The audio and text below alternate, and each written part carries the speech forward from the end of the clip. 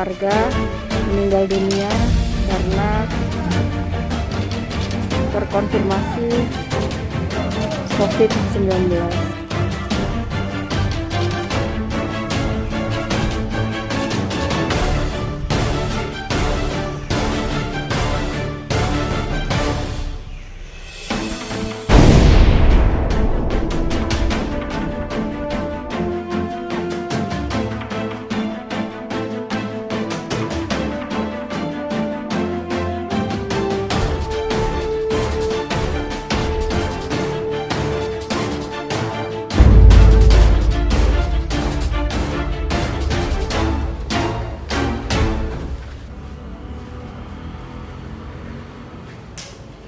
Di tengah krisis kesehatan nasional dan juga dunia, pemerintah diminta untuk beradaptasi dalam pelayanan agar tetap berjalan dengan baik. Reformasi birokrasi merupakan pembaruan dan juga perubahan dalam sistem penyelenggaraan pemerintah agar berdaya guna dan langsung dapat dirasakan oleh masyarakat. Birokrasi idealnya menciptakan atau mengeluarkan kebijakan-kebijakan yang mampu secara utuh melayani kebutuhan dari masyarakat. Dalam rangka memastikan pengelolaan reformasi birokrasi berjalan dengan efektif, pemerintah telah menetapkan kebijakan yaitu Perpres nomor 81 tahun 2020 tentang Grand Design Birokrasi Nasional 2010 hingga 2025. Dan saat ini, reformasi birokrasi telah mencapai tahap akhir dari Grand Design Birokrasi Nasional. Hal ini diharapkan dapat menciptakan karakter birokrasi yang berkelas dunia yang memiliki ciri pelayanan publik yang efektif dan juga tata kelola pemerintahan yang efisien dan efektif. Bersama saya, Mega Diana Zamzam dalam podcast Reformasi Reksi Mendengar, Kabupaten Tanggamus.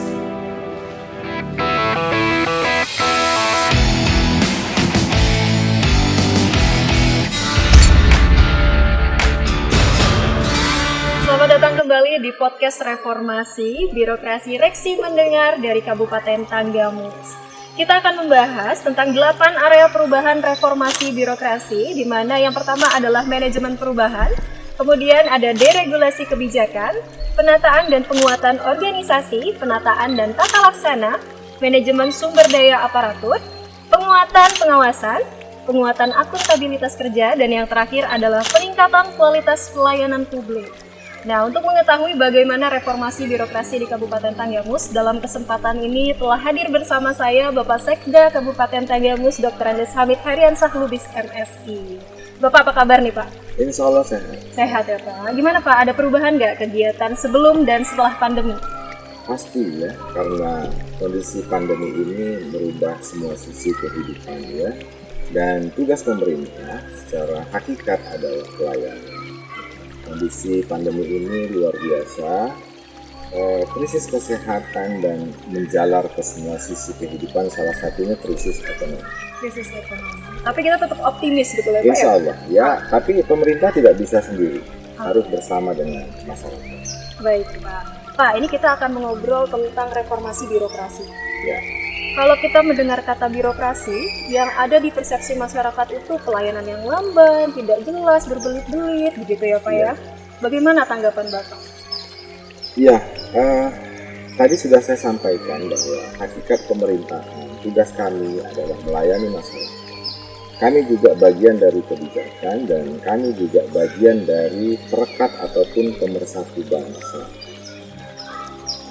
Pemerintah saat ini harus mereform dirinya, tidak lagi yang bersifat top down, tapi lebih banyak harus mendengar. Ini saya kasih contoh seperti ini. Tadi tersampaikan bagaimana kondisi saat ini yang berbelit-belit, ini pemerintah harus mendengar, ya, kemudian merespon, dan seharusnya 8 area perubahan ini merupakan salah satu instrumen untuk menjawab keluhan masyarakat terkait dengan berbelit-belit seperti itu. Tapi perlu diingat ya, birokrasi itu harus memiliki landasan yang kuat, karena pertanggungjawaban itu juga penting. Akuntability itu menjadi penting. Tidak mudah kami sebagai pelayan masyarakat harus memberikan mutu pelayanan yang baik, tetapi juga harus bisa dipertanggungjawabkan. Intinya adalah apa yang menjadi permasalahan masyarakat. Kalau memang berbelit-belit, sampaikan dengan pemerintah. Dan pemerintah saat ini di pemerintah daerah Kabupaten Tanggamus dipimpin oleh Ibu Bupati itu harus mau mendengar keluhan dan kritik masyarakat. Jadi upayanya sudah dilakukan ya Pak Sudah. pemerintah? Dengan mendengarkan tadi, Diawali dari mendengarkan, karena sebuah program sampai dengan aksi itu berasal dari keluhan masyarakat. Oke, baiklah. Teman-teman ya, tadi pemaparan dari Bapak Sekda, kita sudah mendapatkan nih bahwa sebenarnya persepsi yang terjadi masyarakat ini sudah akan diubah melalui reformasi birokrasi dan pemerintah daerah Kabupaten Tanggamus sudah memulai dengan mendengarkan keluhan dari masyarakat. Baik Pak, setelah mendengarkan keluhan dari masyarakat Pak, kita tidak bisa menghindari bahwa kita hidup di zaman digitalisasi Pak. Apakah pemerintah Kabupaten Tanggamus telah mengikuti perkembangan zaman Pak? Iya, pasti ya, karena teknologi itu adalah bagian mendukung untuk meningkatkan mutu dan efektivitas pelayanan kepada masyarakat.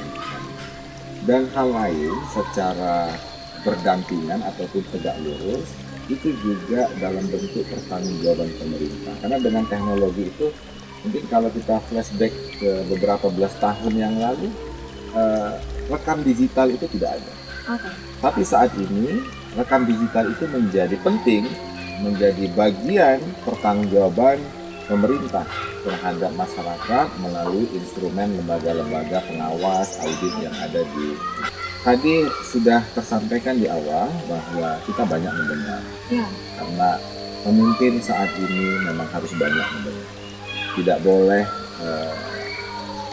justru banyak mengeluarkan penyampaian-penyampaian yang tidak merupakan jawaban dari keluhan masyarakat. Salah satunya ya Mbak Mega, saya coba tanya Mbak Mega. Menurut Mbak Mega sendiri, saya bisa nggak mengklasifikasikan Mbak Mega dari segmen pemuda ataupun pemudi di 20 tahun atau 30 tahunan? Iya, 20 sampai 30 tahun gitu. Saya mau tanya, sudah punya KTP ya? Sudah. Sudah. Ya. Artinya waktu mengurus KTP seperti apa? Kalau saya sih kemarin melalui kecamatan Pak. Ya. Ya, melalui kecamatan, kemudian dari kecamatan mengurus ke Dinas Pendudukan dan Catatan Sipil begitu ya Pak ya. Ya. Di situ. Apa yang menjadi keluhannya? Kalau Inginnya seperti apa? inginnya ya Iya. Pak ya, inginnya kemarin aku sempat cerita dulu ya Pak. Ya. Jadi aku termasuk orang yang pengen jadi pengusaha gitu.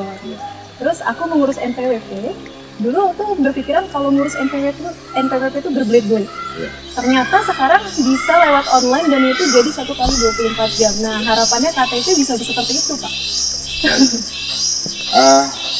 Itu akan menjadi salah satu contoh bagaimana pemerintah saat ini mereform dirinya, yang selama ini pelayan masyarakat itu lebih identik kepada penguasa, tetapi saat ini pemerintah harus lebih banyak mendengar.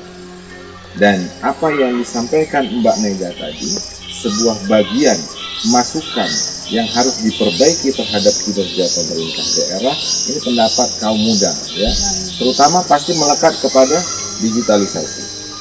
Itu akan kita wujudkan. Ini keren sekali ya teman-teman podcast ya, karena jawabannya bukan hanya pemaparan tapi dicontohkan langsung begitu ya Pak ya. Oke, saya cukup terkesan di sini teman-teman. Pasti teman-teman juga kita harapkan semoga Tanggamus nanti bisa menyediakan layanan yang basisnya adalah jawaban dari keluhan pada masyarakat gitu ya Pak. Selanjutnya Pak, ini dalam bingkai reformasi birokrasi ya Pak, masih Pak. Ya. Sedang happening sekali nih Pak kebijakan pemerintah pusat tentang penyederhanaan birokrasi. Apa Pak tanggapan ataupun respon dari Kabupaten Tanggamus? Adakah kendala yang terjadi? Iya, ini salah satu sebenarnya menjawab pertanyaan Mbak Mega nomor 1 tadi. Secara teknis, adik-adik saya, birokrat muda, ini melaksanakan dan mengeksekusi yang namanya penyederhanaan birokrasi berdasarkan kebijakan di jajaran pimpinan. Penyederhanaan birokrasi ini untuk pemerintah Kabupaten Tanggamus kita sudah identifikasi sebanyak 288 jabatan pengawas dan 29 perangkat daerah. Yang paling pertama adalah penyederhanaan birokrasi ini. Dari sisi kebijakan, tantangan utama adalah budaya. Manusia itu apapun statusnya, yang paling susah adalah merubah budaya. Mbak Mega biasa sarapan jam 10 dan suatu saat diterima menjadi anggota TNI atau Polri harus sarapan pukul 6 pagi. Hal ini akan menimbulkan suatu dampak bagi kita. Nah, ini berat. Betul. Jadi, kami pun harus mereform diri. 8 area perubahan ini sebenarnya intinya satu, merubah budaya birokrat yang lebih dominasi dulu adalah kekuasaan, sekarang sebagai pelayan, sebagai perekat bangsa dan bagian daripada kebijakan. Jadi kalau berbicara tantangan, yang paling utama adalah merubah budaya kerja. Dan saat ini semua level pimpinan di pemerintah ini harus menjadi leader of change, ya. Jadi pemimpin perubahan. Pandemi masuk tidak tahu kapan.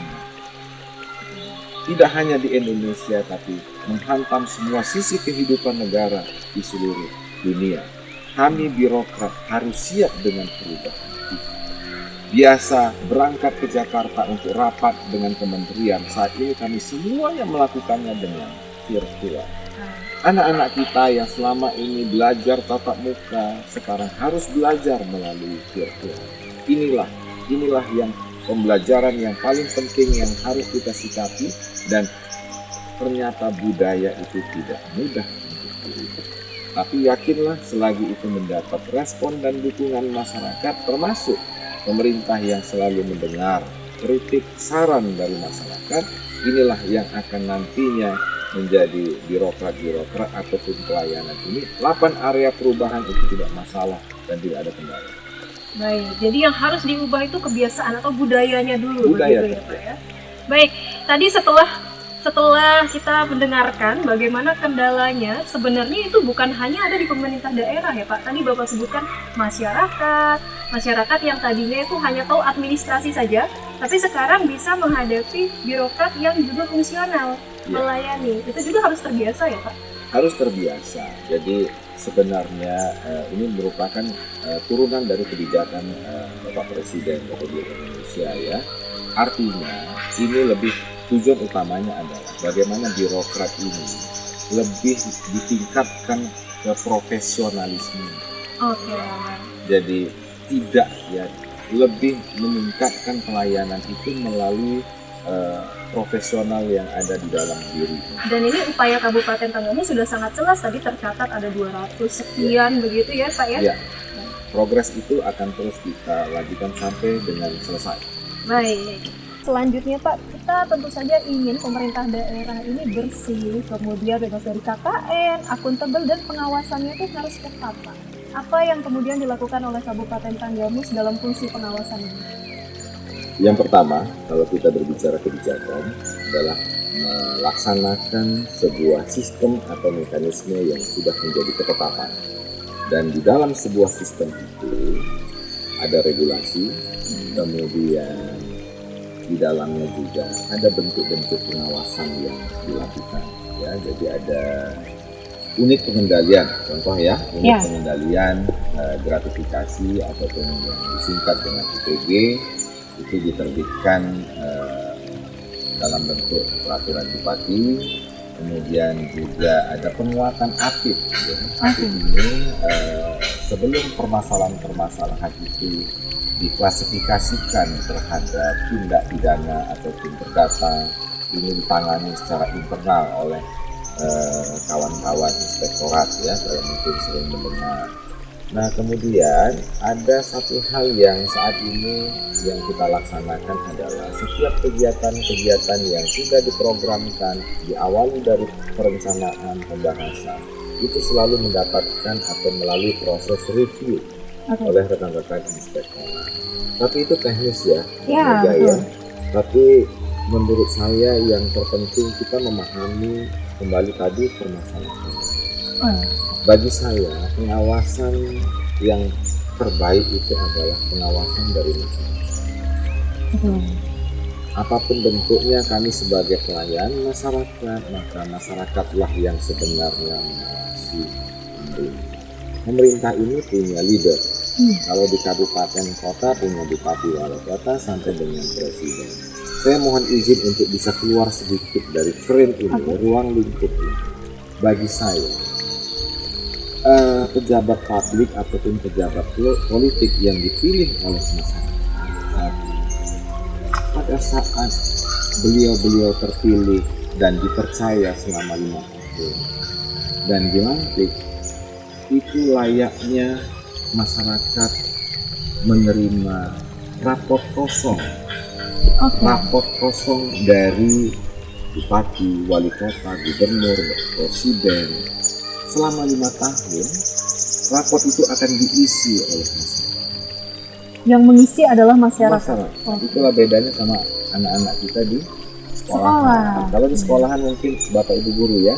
Tapi kalau di dunia pejabat politik ataupun pejabat publik, masyarakatlah yang menjelang akhir masa jabatan, rapot itu akan dikembalikan apakah nilainya biru, nilainya merah. Artinya beliau adalah bagian dari pemerintah. Ya. Kami pun seperti itu.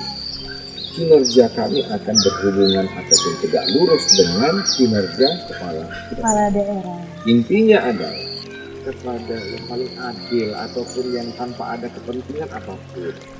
Itu adalah penilaian dari rakyat. Jadi masalah didengar dari rakyat, kemudian penilaiannya juga datang dari rakyat. Kita harus konsisten ya. Kita bicara demokrasi, maka kita harus konsisten dengan apa itu demokrasi. Baik ya teman-teman ya, kita sudah mendengarkan tadi secara teknis kita juga sudah siap, pemerintah kabupaten juga sudah mengeluarkan kebijakan dan juga mengeluarkan langkah-langkah begitu ya, sudah ada bagian dan unitnya masing-masing untuk memastikan pemerintahan berjalan dengan baik, dan kita juga sudah mendengarkan tadi ya teman-teman bahwa fungsi pengawasan paling utama itu ada di tangan rakyat. Terlepas dari yang tadi sudah kita bahas Pak, kita kembali lagi ke zaman digitalisasi.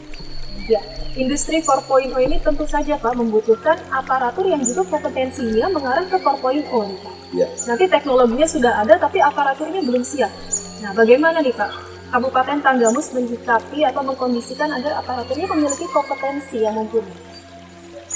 Kebijakan-kebijakan sampai dengan aksi dan program itu secara bertahap sudah kita lakukan dan gencar di kurun waktu 3 tahun terakhir ini. Ya. Yang pasti yang pertama, kita meningkatkan sumber daya manusia rekan-rekan birokrat, pelayan masyarakat tadi. Kemudian yang kedua, mempersiapkan mental mereka, itu juga pasti. Tetapi yang terpenting adalah di sini, bagaimana mereka memahami 4.0, digitalisasi, kemudian teknologi informasi. Mereka harus paham bahwa itu semua untuk meningkatkan mutu pelayanan. Itu yang terpenting sebenarnya. Sudah dilaksanakan semuanya sama kawan-kawan dari jajaran teknis. Tapi ada satu hal lagi yang terpenting. Apa itu? Bagi kami, klasifikasi usia 40, 50, dan adik-adik semua yang birokrat muda usia 20-an, ada satu hal yang tidak boleh hilang di dalam prinsip kerja. Jangan berhenti belajar. Jangan berhenti belajar. Karena dinamika zaman selalu berubah, dan suatu saat saya mendoakan adik-adik saya birokrat muda ini akan menggantikan kami, bahkan lebih tinggi lagi kepercayaan yang diberikan. Mereka harus menjadi pemimpin yang tidak pernah berhenti belajar, karena perubahan itu akan selalu terjadi. Jadi kalau seorang pemimpin tidak bisa menghadapi perubahan, maka suatu saat pemimpin itu akan tergilas dengan perubahan. Baik, ya teman-teman ya, ini pesan untuk birokrat muda dan masyarakat juga perlu tahu bahwa Kabupaten Tanggamus selain dari internal nih kita secara khusus diberikan pelatihan, peningkatan, tapi pesan dari Bapak Sekda hari ini adalah jangan pernah berhenti untuk belajar, karena perubahan itu hal yang pasti begitu ya Pak? Hal yang pasti, dan berhenti pada saat kiamat nanti mungkin ya. Oke. Baik, selanjutnya kita akan membahas tentang akuntabilitas Pak yang tidak bisa dilepaskan dari birokrasi ini begitu Pak. Apa nih Pak? Kemudian usaha-usaha, upaya-upaya yang dilakukan oleh pemerintah Kabupaten Tanggamus untuk meningkatkan akuntabilitas. Iya, secara makna akuntabilitas ini adalah salah satu instrumen pemerintah untuk membuktikan kepada pemerintah bahwa kami ini, pemerintah ini bekerja untuk rakyat. Ya, dalam bentuk sesuatu yang bisa diukur. Ya, jadi bukan sesuatu yang hanya retorika yang disampaikan kepada masyarakat. Oleh karena itu kita sangat concern terhadap akuntabilitas ini. Di setiap instansi kami secara konkret dituangkan dalam bentuk sasaran strategis di setiap RPJ. Kami melakukan peningkatan kualitas akuntabilitas kinerja dan keuangan, itu juga menerapkan beberapa aplikasi. Dalam penerapan aplikasi ini, beberapa aplikasi contohnya Sakit, Klinik Pak RT, ini inovasi-inovasi dari adik-adik semua ini, adik-adik birokrat muda semua. Dan sebelum itu menjadi penerapan di jajaran, ini dilakukan coaching klinik biasa. Jadi intinya, alhamdulillah untuk hal ini kita terjadi peningkatan. Kita mendapatkan nilai B di tahun 2019 dan kita terus berupaya melakukan pembenahan di semua sektor. Itu untuk capaian sakit ya. Ya, berarti sudah ada pencapaiannya juga ya Pak, nilainya sudah B begitu dan akan terus meningkat insya Allah begitu ya Pak ya? Harus, karena kembali seperti yang saya sampaikan tadi, dinamika permasalahan di masyarakat itu semakin kompleks dan harus segera direspon cepat oleh pemerintah. Betul, itulah gunanya tadi aplikasi, jadi bisa dikontrol langsung begitu data-datanya ya Pak? Artinya setiap yang dilakukan pemerintah semakin ke depan itu harus bisa diukur. Betul. Ya, jangan lagi seperti saya ngomong ke masyarakat bahwa kita sudah sejahtera. Ya, tetapi semuanya bisa diukur. Silahkan lihat angka di BPS, silahkan hasil survei seperti ini dan elektronik yang saya sampaikan tadi, sakit, kemudian ada klinik Pak RT dan seterusnya, itu semua bukti bahwa kinerja pemerintah. Selanjutnya Pak, Mega ingin bertanya nih tentang pelayanan publik. Ini menjadi sorotan dalam sistem birokrasi karena langsung bersentuhan dengan masyarakat. Ya. Bagaimana pemerintah Kabupaten Tanggamus usahanya untuk tetap melayani masyarakat di tengah pandemi COVID-19? Sebelum kita masuk ke pandemi COVID-19, sebelumnya sekitar beberapa tahun yang lalu kita membuat sebuah instrumen kebijakan dengan memberdayakan rekan-rekan staf ahli menjadi koordinator yang disebut saber pekan. Sapu bersih, pelayanan mengecewakan. Oke. Jadi bukan saber pungli ya, tapi lebih kepada melihat kemudian tanpa harus terkondisikan bagaimana kawan-kawan OPD ini melaksanakan pelayanannya kepada masyarakat. Itu termasuk suatu hal yang sedikit banyak merubah budaya kerja tadi ya. Kemudian kita bicara masa pandemi. Masa pandemi ini Kabupaten Tanggamus, pemerintah Kabupaten Tanggamus pastilah sesuai dengan arahan pemerintah provinsi dan seterusnya pemerintah Republik Indonesia, bahkan Republik Indonesia pun dilandasi dari yang namanya kesepakatan melalui badan yang disebut dengan WHO di bawah naungan United Nations ya. Artinya kalau sudah berbicara pandemi ada keseragaman gerakan, tidak hanya Tanggamus, tidak hanya bangsa Indonesia, tapi seluruh bangsa yang ada di dunia ini. Kalau saya menjargonkannya saat ini adalah setiap pelayanan yang diberikan dan harus disosialisasikan kepada masyarakat adalah V plus ya, 5M. Jadi mulai dari memakai masker sampai dengan mencuci tangan, menjaga jarak dan seterusnya, itu juga harus dilengkapi dengan vaksinasi. Kemudian yang menjadi kebijakan kami dalam menyesuaikan pelayanan adalah pastilah upaya-upaya menekan penyebaran infeksi dari COVID-19. Kami melakukan refocusing beberapa kali, itu lebih kepada dua hal sebenarnya. Yang pertama adalah penanganan pandemi, kemudian yang kedua terkait dengan bagaimana secara bertahap memulihkan kondisi ekonomi masyarakat. Tapi ada satu hal lagi sebenarnya kalau kita berbicara kebijakan. Saya punya jargon untuk teman-teman sebenarnya, bahwa Tanggamus itu adalah sebuah kabupaten dengan sejuta inovasi. Artinya budaya yang harus kami ciptakan dan terus berkelanjutan sampai dengan generasi setelah kami dan seterusnya adalah kawan-kawan birokrat atau pemerintah daerah Kabupaten Tanggamus ini selalu memiliki ide-ide cemerlang untuk menyelesaikan masalah di masyarakat. Tadi sudah tersampaikan, hari ini permasalahan A, besok sudah muncul permasalahan B. Itu semua harus diselesaikan dengan inovasi. Ini yang menjadi salah satu upaya budaya kerja baru. Oleh karena itu, dalam bentuk peraturan bupati, ini pun sudah diterbitkan minimal setiap 1 tahun satu organisasi pemerintah daerah harus memberikan inovasi atau menciptakan inovasi. Dan inovasi itu, Mbak Mega, ya, bagi saya pribadi adalah sebuah karya seorang, bisa masyarakat ya, bisa juga seperti kami birokrat, di mana inovasi itu akan bermanfaat untuk masyarakat daerah. Jadi karya itu harus dihargai.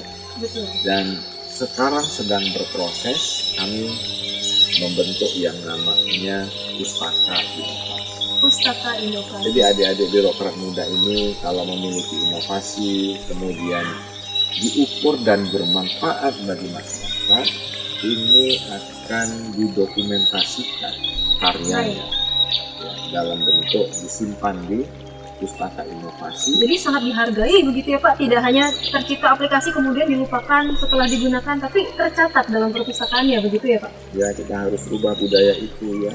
Jadi Bung Karno jauh sebelum kita sudah mengatakan hargai sejarah. Betul. Hargai sejarah. Kita tidak akan bisa duduk seperti ini, apalagi di zaman pandemi seperti ini, berbincang seperti ini, bisa diliput, bahkan bisa berbicara dengan siapapun ya, tanpa dibatasi oleh jarak. Ini kan tidak lepas dari perjuangan dari pahlawan kita, orang-orang tua kita dulu. Oleh karena itu, Pustaka Inovasi menjadi bagian penghargaan sebuah karya besar.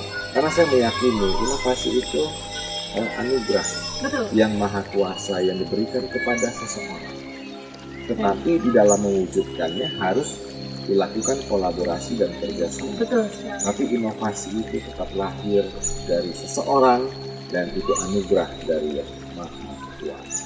Pak, apakah inovasi ini hanya diterima jika datang dari birokrat muda di Kabupaten Tanggamus atau masyarakat yang punya ide bisa masuk nih Pak, bisa memberikan saran begitu kepada pemerintah? Ya, regulasi itu melalui pemerintah pusat ya. Jadi inovasi itu kita buka pintu selebar-lebarnya. Dan itu bisa dari kalangan siapa saja, tidak hanya pemerintah, adik-adik contohnya yang ada di sini termasuk Mbak Mega suatu saat melihat objek wisata contohnya, ya. Kemudian memiliki inovasi untuk mengembangkan objek wisata itu dengan anggaran yang terbatas, tetapi memiliki sebuah kerangka kerja kolaboratif sehingga itu bisa mensejahterakan masyarakat, minimal masyarakat di sekitar. Nah itu juga silakan sampaikan ke kami ada namanya Bapeda, penelitian dan pengembangan, itu kami menerima semua inovasi masyarakat. Dan satu hal, kenapa saya meminta kita ngobrol seperti ini di sini, saya ingin dalam kesempatan ini mengingatkan bagi diri saya dan kita semua bahwa COVID-19 merupakan koreksi dan introspeksi alam terhadap manusia. Saya ingin mengingatkan kepada kita semua bahwa alam nggak butuh manusia. tapi manusia butuh.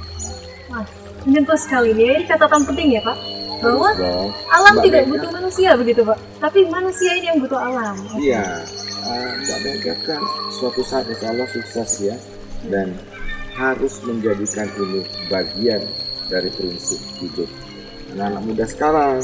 Jadi alam ini nggak butuh manusia loh.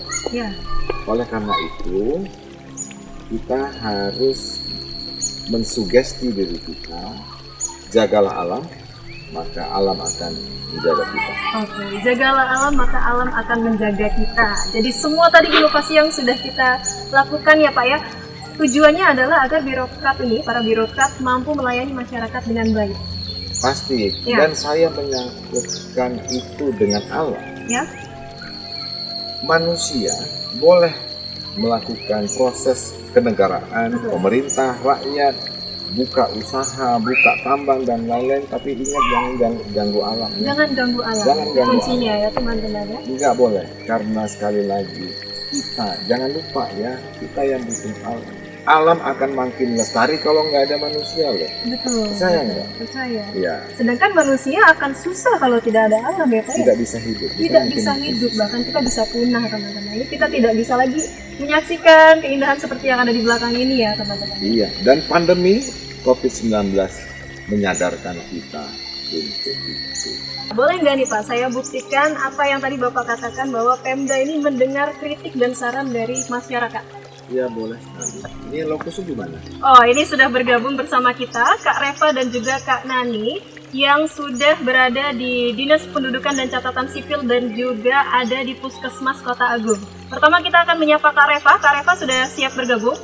Oke, baik. Kami di sini sudah berada di lokasi, yaitu tepatnya di Dinas Kependudukan dan Pencatatan Sipil Kabupaten Tanggamus. Dan di sini sudah ada warga yang sudah menerima pelayanan yang ada di Dinas Capil. Boleh minta waktunya sebentar? Yes, ya. Tadi apa kemudian dulu Di sini Bapak mau berpindah bagaimana Pak pelayanan yang ada di Dinas Capil? pelayanan sudah pengalaman sebelumnya. Kalau dulu ngurus surat apa itu agak lama, kalau sekarang lebih cepat. Dan pelayanan juga dari ramah.